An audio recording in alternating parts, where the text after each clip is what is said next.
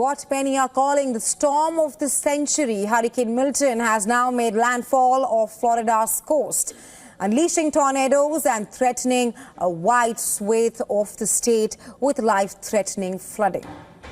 It has made landfall near Siesta Key as Category 3 hurricane.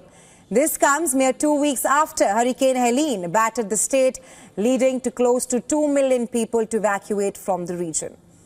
Prior to making landfall, it was growing in size as it approached Florida. Milton slightly weakened to a Category 3 hurricane, the third highest level.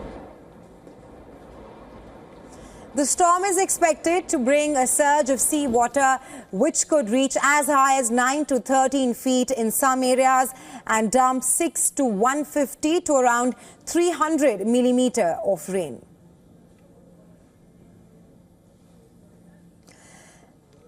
Well, according to the weather, addressing the dire weather event, U.S. President Joe Biden at a White House briefing called evacuation efforts at this stage a matter of life and death.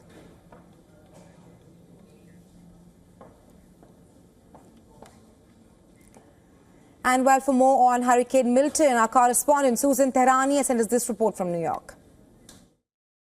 Hurricane Milton has made landfall in Florida as a Category 3 storm, unleashing life-threatening storm surges, flooding, and destructive winds as well. With sustained winds of about 120 miles per hour and higher gusts, Milton is expected to retain its hurricane strength as it tracks across Florida all throughout Thursday morning. The storm has already cut the power of more than 1 million people, homes and businesses alike, without outages likely to actually climb. A flash flood warning has been issued for nearly 2 million people, including in Tampa, St. Petersburg, as well as Clearwater as well, where 6 to 12 inches of rain has fallen so far.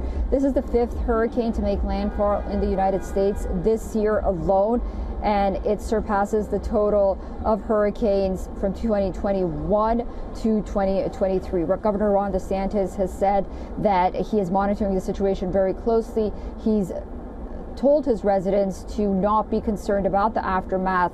There has been about 9,000 National Guards that are ready on standby, as well as service members and, of course, helicopters and rescuers as well.